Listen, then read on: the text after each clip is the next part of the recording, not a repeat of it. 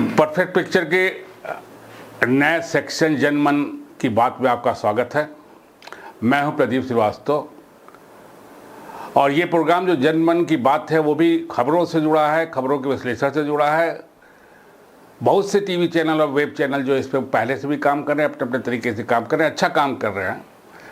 लेकिन हमारी कोशिश ये रहेगी कि इन खबरों के साथ जो है हम आपको कुछ एजुकेटिव बनाने का भी हमारा लक्ष्य है, ताकि आपको इन्फॉर्मेशन जो है वो खबरों के पीछे क्या है, खबरों के आगे क्या है और तथ्यों को समझने में आसानी हो। क्योंकि एक उदाहरण दे दूं, हम लोगों ने बचपन में 8 या 7 में थे तो मैंने पढ़ा था कि एक कहानी पढ़ी थी कि एक व्यक्ति गया गंगा के किनारे नहाने के लिए। नहा धो के कोई एकादशी का व्रत था या क्या था कि नहा के हम पूजा कर रहे, लेकिन उसके साथ दिक्कत ये थी उसके साथ कोई था नहीं। तो अब वो अपना कपड़ा कहाँ रखे, वो बड़ा परेशान था। तो उसने क्या किया कि वही बालू खोदा, तट पर जो है बालू खोदा और अपना कपड़ा उस पर गाड़ दिया और उसको फिर सपाट कर दिया। लेकिन दिक्कत ये हुई कि जब लौट के आएगा तो फिर वो खोजेगा कपड़ा कहाँ, सारा बालू ही बालू दिखाई देगा। तो उसने एक छोटा सा टीला टाइप का बना दिया वहाँ बालू का और नहाने चला गया। आधे घंटे 45 मिनट बाद लौट के देखा कि उसने देखा कि वहाँ पे उस तरह के 50 टीले बने हुए हैं। दरअसल बाद में जो यात्री आए, जो दर्शनार्थी जो नहाने के लिए आए, उन्होंने ये सोचा कि यहाँ का रीति रिवाज है, नैरेटिव उनका ये बना कि यहाँ नहाने के पहले शिवलिंग बना के पूजा करते हैं और फिर नहा के फिर पूजा करते हैं शिवलिंग की। इसलिए वहाँ 50-60 शिवलिंग बन गए, उसका कपड़ा गुम हो गया। इससे हम लोग अगर ठेठ भाषा में कहिए तो इसको कहते हैं भेड़ चाव। होता क्या है कि एक मुहावरा भी आपने सुना होगा कि कौवा कान ले गया।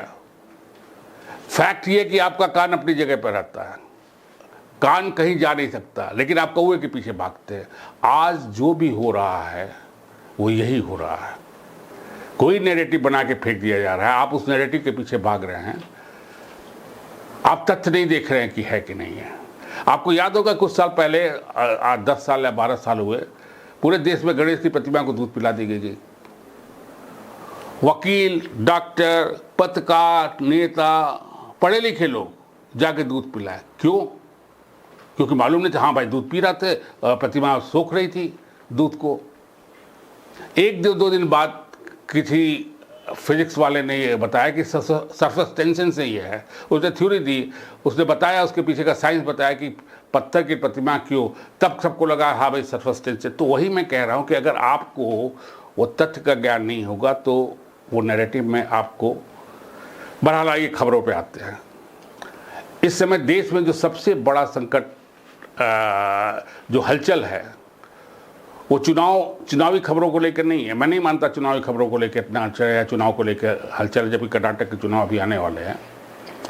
ज़्यादा हलचल इस बात की है कि लोकतांत्रिक मूल्यों को, संवैधानिक संस्थाओं को का खात्मा हो रहा है, उनके संकट को लेकर आ रहा है।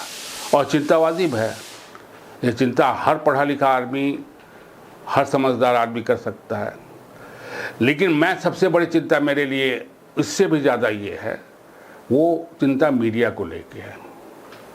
मीडिया का अस्तित्व खत्म हो चुका है, मीडिया की विश्वसनीयता खत्म हो चुकी है, खत्म होने के कगार पे है। या आपका मैम तो ये कहूँगा खत्म हो चुकी है। देखिए, जब देश आज़ाद हुआ तो लोकतंत्र के आधार पर संसदीय लोकतंत्र प्रणाली यहाँ अपनाई गई। उसके 3 स्तंभ बताए गए हैं, जुडिशरी, लेजिस्लेचर एंड एग्जीक्यूटिव, और चौथा स्तंभ जो है मीडिया को माना गया। हालांकि संविधान में मीडिया के बारे में डायरेक्ट नहीं है कुछ, जैसे इन 3 अंगों के बारे में है, लेकिन आर्टिकल 19 जो अभिव्यक्ति की स्वतंत्रता का अधिकार देता है, उस पर जो है जब संविधान सभा में बहस हुई तो प्रेस का मामला आया और इस पर लंबी बहस हुई कि प्रेस की स्वतंत्रता के लिए अभिव्यक्ति की स्वतंत्रता का रहना, उसको मजबूत करना जरूरी है। लोकतंत्र जिन 4 खंभों पर टिका है, एक खंभा कुल मीडिया, एक खंभे का काम मीडिया नहीं करती है। जनता और सरकार के बीच जो संवाद है, मध्यस्थता है, उसका काम भी मीडिया का होता है। जनता की समस्या हुई, दुख दर्द हुए, आम जनता से वो मीडिया सरकार तक पहुंचाता है कि जनता ये चाहती है, जनता की समस्या, जनता की सरकार जो जनहित की पॉलिसी बनाती है, लोग कल्याण के जो नीतियां लागू करती है, योजनाएं लाती हैं, वो कितना भी एडवर्टीजमेंट देख ले, कितना भी सरकारी प्रचार माध्यम से, दूरदर्शन से, आकाशवाणी से कर ले, वो जनता तक नहीं पहुंच सकता जब तक कि मीडिया उसको ना पहुंचा। तो मीडिया की जरूरत जनता को भी होती है, सरकार को भी होती है, और मीडिया निष्पक्ष भाव से वो भूमिका अपना अदा करती है। लेकिन इसके साथ ये भी है कि दुनिया के किसी देश की लोकतांत्रिक सरकार मीडिया से डरती है, मीडिया को पास पटकने नहीं देना चाहती है, मजबूरी में, क्योंकि लोकतंत्र में ट्रांसपेरेंसी भी एक उसका अंग माना जाता है, पारदर्शिता, उसकी वजह से उसको मीडिया को सुविधा देनी पड़ती है, मीडिया को एक्सेसिबिलिटी देनी पड़ती है, और फिर अपनी गरज भी रहती है। लेकिन अगर आप किसी सरकारी ऑफिस में जाए, किसी अफसर से बात करें, तो उनके हर अफसर को हिदायत रहती है कि प्रेस वाला बिना उसके घुसने न पाए, और रद्दी में जो भी कागज पड़ा उसके हाथ में न लगे। वो क्यों डरती है? इसलिए कि मीडिया की भूमिका आपको समझना जरूरी है। नज़र रखता है सरकार पे, संवैधानिक संस्थाओं पे, उनके कामकाज पे। जहां कुछ हुआ, अपराध पे, भ्रष्टाचार पे, इवन स्थानीय लेवल पे क्या होता है, चोरी डकैती, इसका समाचार जो देते हैं, उनसे क्यों कलेक्टर से लेकर एसपी तक डरते हैं? क्योंकि वो बताते हैं, क्योंकि वो जवाबदेही उनकी होती है। एक तरह से आप समझ लें, संसद के अंदर अगर विपक्ष, मीडिया की भूमिका विपक्ष की भी होती है। अगर संसद के अंदर जो है विपक्षी दल सवाल है, उनके सांसद सवाल पूछते हैं, तो संसद के बाहर मीडिया सवाल पूछती सरकार से। मीडिया पर कंट्रोल करने के लिए हर सरकार कोशिश करती है। कांग्रेस सरकार ने भी 2 बार कोशिश की, सफल नहीं हुई, कानून लाना चाहे नहीं ला पाए। लेकिन इस सरकार ने कुछ अजीब तरीके से मीडिया पर कंट्रोल किया।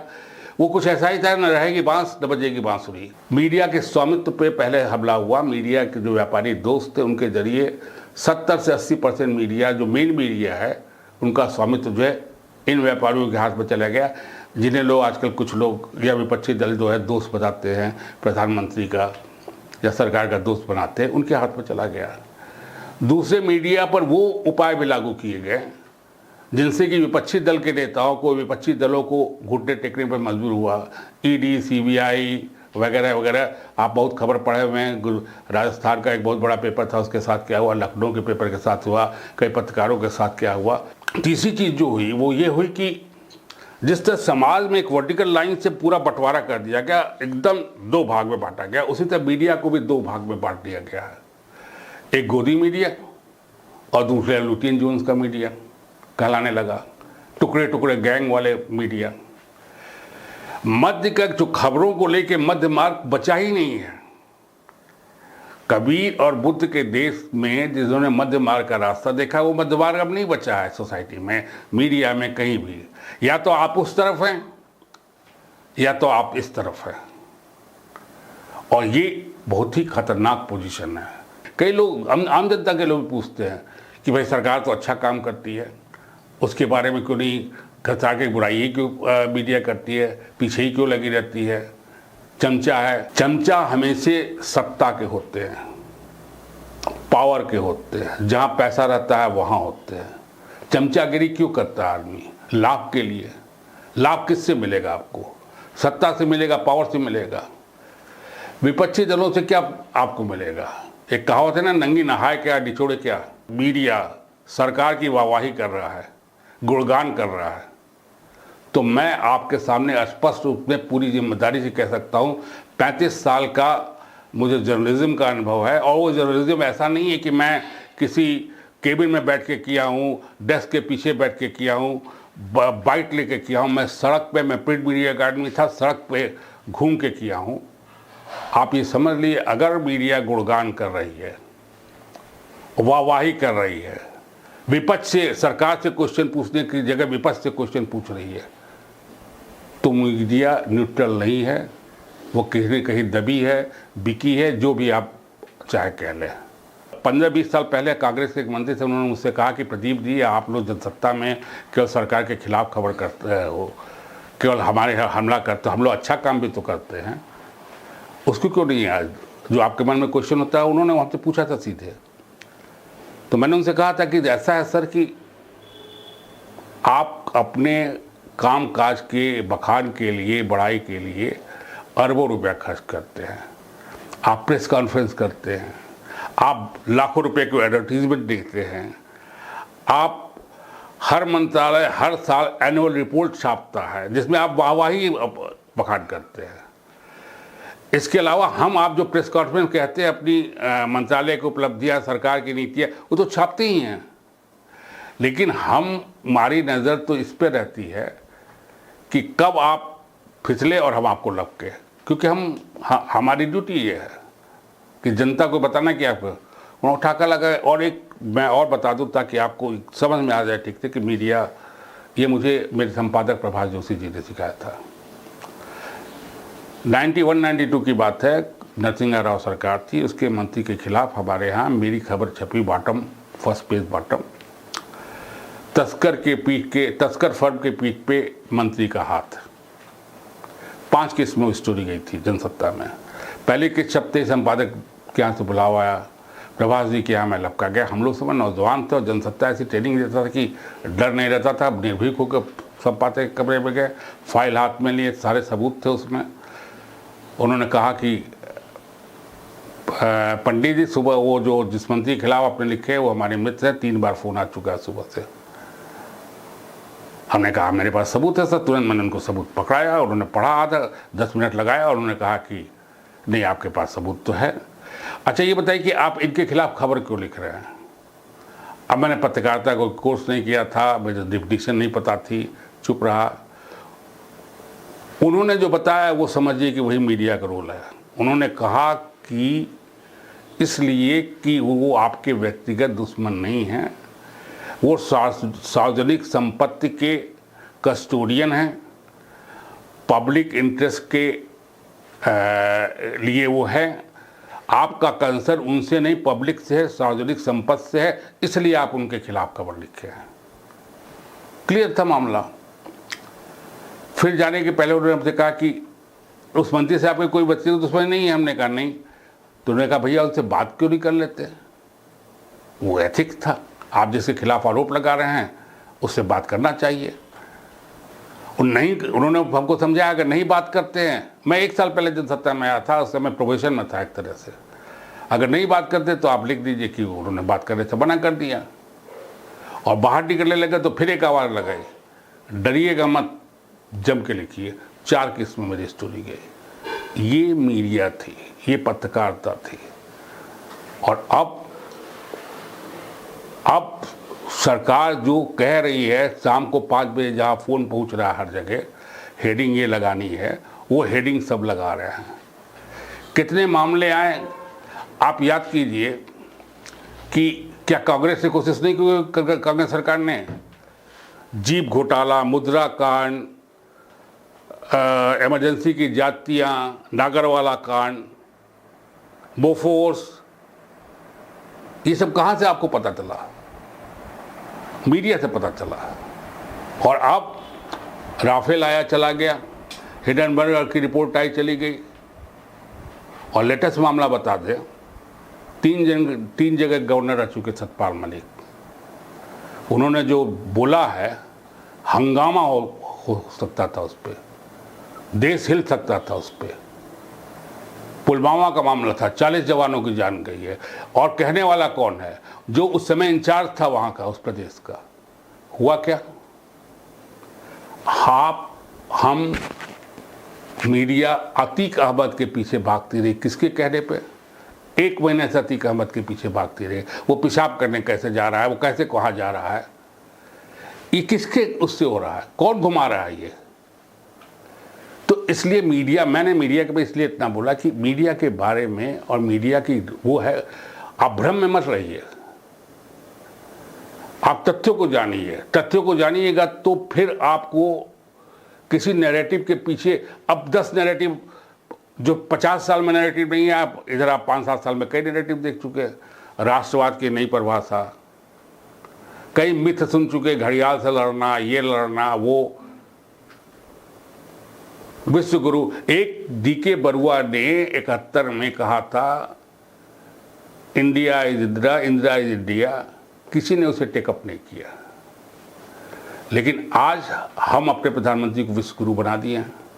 किन देशों का विश्व गुरु बना दिया है? Australia, America, England, Germany, France, African countries, south American country, सब में हमारे प्रधानमंत्री जी विश्व गुरु बन गए, लेकिन अपने देश में नहीं बन पा रहे हैं गुरु। मैं ये क्रिटिसाइज में नहीं कह रहा हूँ, मैं शुद्ध रूप से मीडिया के पर्सपेक्टिव में कह रहा हूँ। मैं किसी गवर्नमेंट के बारे में, इस गवर्नमेंट उस गवर्नमेंट की बात नहीं करूँगा, करना मैं नहीं चाहता। और ना मैं पास इतिहास पे जाना चाहता, पास इतिहास उसी समय जाना चाहता हूँ जबकि आपको उससे रिलेटेड चीज़ें बताई जा सके, ताकि आप उसका रिलेवेंस समझ सके। एक मिनट पॉज दे दीजिए। और आप देखिए कैसी कैसी चीज़ें जो है मीडिया को लेकर भ्रम फैलाई गई। शायद किसी, न केवल भारत के, दुनिया के किसी देश के पहले शासनाध्यक्ष होंगे ये प्रधानमंत्री जी, जिन्होंने 9 साल में कोई प्रेस कॉन्फ्रेंस नहीं की। लोकतंत्र में लोकतांत्रिक तरीके से आने के बाद, मीडिया का इस्तेमाल करने के बाद, मीडिया का जितना भरपूर उपयोग श्री नरेंद्र मोदी जी ने किया, उतना उपयोग बहुत कम लोगों ने किया। उसके बाद भी 9 साल तक वो रूबरू नहीं हुए। बस जब 2-4 लोगों को चाहे बुलाए और क्वेश्चन भी किया, आप आम कैसे खाते हो, आप ये कैसे करते हो, आपके पास पैसा रहता कि नहीं, इस तरह के क्वेश्चन। मैं ठीक है, वो भी लोगों को उत्सुकता होती है कि हमारे जो रोल मॉडल हैं, प्रधानमंत्री हैं, जो बड़े लोग हैं, वो उनका बचपन कैसे बीता, कैसे वो बीता, उत्सुकता रहती है, ठीक है, उसमें कोई बात नहीं है। लेकिन गिनीज बुक में से आज ये रिकॉर्ड दर्ज हो कि कोई शासनाध्यक्ष 9 साल पद पर रहने के बाद कोई भी और कोई काम इनका गिनीज बुक में दर्ज हो चाहे नहीं, लेकिन ये तो दर्ज होगा कि उन्होंने कोई प्रेस कॉन्फ्रेंस नहीं की। और ये भी कहा, विदेश में पहले यात्रा में, प्रधानमंत्री की विदेश यात्रा के बारे में पहले मैं बता दूं, चूंकि मैं जा चुका हूं इसलिए मैं बता रहा हूं।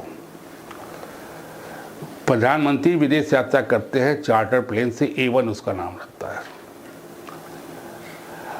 उस प्लेन में अधिकारी रहते हैं, संबंधित मंत्री रहते हैं, जो समझौता होने वाला रहता है और जो कुछ भी होने वाला रहता है, और प्रेस के लोग रहते थे 15, 20, 22। और ये आपकी गलतफहमी थी कि जो लोग विदेश जाते हैं मीडिया, उनका खर्चा वहन जो है वो सरकार करती है। उन सारे मीडिया जो जाते हैं उनका खर्चा उनका ऑफिस करता है, और वो एडवांस में विदेश मंत्रालय ले लेता है। वीज़ा का उसका पैसा एडवांस में विदेश मंत्रालय ले लेता है। अगर कुछ मुफ्ती की चीज़ मिलती है तो हवाई जहाज जाता है, जो चार्टर, जो सीटें खाली हैं 20-25, जैसे 50 आदमी जा रहे हैं, 10 चीज़ें जा रहे हैं, व्यापारी जा रहे हैं, उसी से 15। और वो जाते क्यों थे? कोई समझौता हो रहा, वो इंडिया के को रिप्रेजेंट करने के लिए जाते थे। वहाँ जो समझौता है, भारत का पक्ष रखने जाते थे, और वहाँ आप समझते हैं कि वहाँ घूमने का मौका मिलता है। प्रधानमंत्री का इतना टाइट कार्यक्रम होता है, उस टाइट कार्यक्रम के बाद पत्रकारों को इतना टाइट कार्यक्रम होता है। पीएम का प्रोग्राम हुआ, समझौता हुआ, उसके बाद विदेश मंत्रालय की ब्रीफिंग होगी, फिर आपको स्टोरी लिखनी है, 1 नहीं 2 नहीं 3 स्टोरी लिखनी, क्योंकि आपके साथ के लोग हैं, ऑफिस ने पैसे से आपको भेजा, तो वो भी डर है, कंपटीशन है।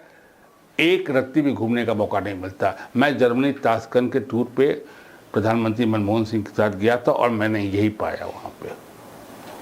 राष्ट्रपति के टूर पे थोड़ा सा आपको रिलैक्सेशन मिलता है, लेकिन प्रधानमंत्री के टूर पे आपको 1 घंटे का रिलैक्सेशन नहीं मिलता। आप 10 बजे रात को खाली होते हैं, वो भी लगातार आपके अपने ऑफिस से संपर्क बना होता है। तो ये मत सोचिए कि जो विदेश मंत्रालय ले जाया जा रहा था उसको रोक के, और विदेश ले जाया जा रहा था उसको रोक के सरकार ने पैसा बचाया। सरकार तो वही पैसा करती है, हवाई जहाज के उड़ान का तो नहीं खर्च हो रहा है। 1500 पत्रकार बैठ जाते, तो उससे हमारे कुछ IAS IPS मित्रों ने कहा कि मौज बंद कर दी। आप ये सोचिए कितना मिसकंसेप्शन है, और कितना क्या नैरेटिव है। तो ये सब जो है हमारी कोशिश, जैसा मैंने आपको शुरुआत में कहा, हमारी कोशिश ये रहेगी कि हम पक्ष विपक्ष के साथ जो भी है, जो खबर है उसके साथ जो है, हम आपको थोड़ा सा जानकारी भी देते सकें। क्योंकि होता क्या कि आप जो खबर देखते हैं तो आपके पास मौका ये नहीं रहता कि आप जाके फिर उसके तथ्यों को छानबीन करें। आप अखबार में जो हम देते हैं उसको सच मान लेते हैं, और यही गलती हम कर रहे हैं मीडिया वाले कि इस विश्वसनीयता को ख़त्म कर दी। और एक चीज़ और बहुत बड़ी चीज़ जो हुई है, मीडिया की विश्वसनीयता मीडिया के जरिए ख़त्म की गई है। ये भी अपने आप में कमाल है। मीडिया की विश्वसनीयता मीडिया के जरिए, मीडिया गाली दे रहा है एक दूसरे को, गोदी मीडिया, लुटियन, ये सब कर रहा है एक दूसरे को। और मेरी समझ से इस संवैधानिक संस्थाओं को लेकर जो हम लोग संकट को लेकर लोग जो रो रहे हैं, ये इनकी गरिमा, इनकी विश्वसनीयता वापस आ जाएगी अगर सरकार बदली, सरकार की नीतियाँ बदली। तो दूसरी सरकार आई, उसने फिर से मजबूत किया या फिर से सिस्टम वो हो जाएगा, हो सकता है। मीडिया जो खो चुकी है उसको वापस लाने में 10 साल लगेंगे। उसकी डिग्निटी, उसकी क्रेडिबिलिटी वापस आने में 10 साल लगेंगे। आज हर आदमी, मैं जाता हूँ, जनमन की बात है इसलिए जनता से मेरी बात होती रहती है, मैं जहाँ कहीं भी जाता हूँ 80-90% लोग मीडिया को गाली देते हैं।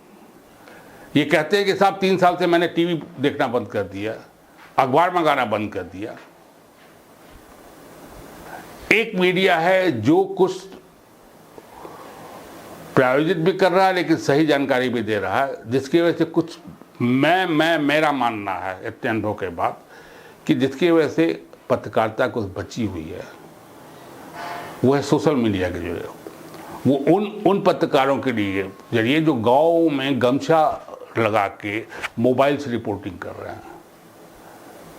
वो अभी आज के तारीख में अगर पत्रकारिता को कोई जिलाए हुए है तो वो जो जिला स्तर पे, प्रांत स्तर पे छोटे छोटे रिसोर्सेज को लेके, छोटे छोटे संसाधनों पे जी रहा है।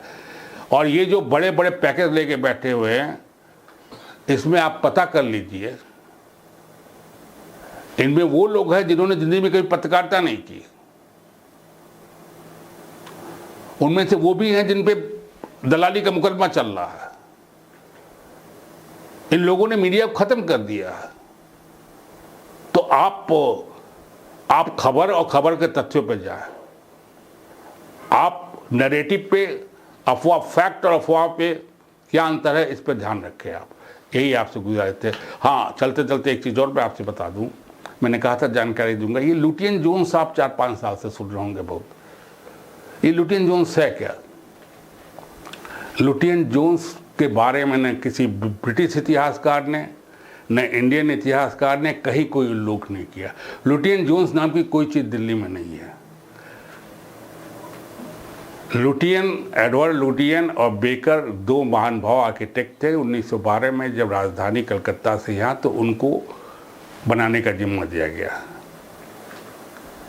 उनके नाम पे लुटियन जोन्स। लुटियन जोन्स कौन सा है? संसद के आसपास का 1 किलोमीटर का हिस्सा, नई दिल्ली का एरिया, या वो एरिया जहाँ सरकारी ऑफिसेज और सरकारी कर्मचारियों के क्वार्टर हैं।